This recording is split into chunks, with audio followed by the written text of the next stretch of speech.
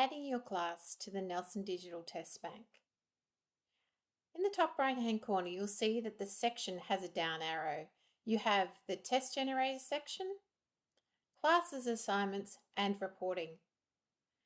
Click on Classes and Assignments. In this section, you have the ability to assign work digitally to your class. To do so, you must first add your class into the system. Click on Create a New Class.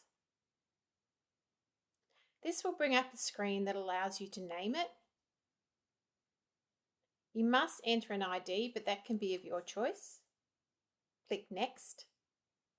At this stage, you can manually add student by student by clicking Add Record and entering their information along here. Or otherwise, as you can see up here, you can import your whole class. CSV file will work perfectly for you. This file only needs to include first name, last name, email, and password. After you have set this up, the student will be required to change that password. To insert manually, on the Add Record, put in a name, their email address, and a password. You can just use a generic password here because it will be changed.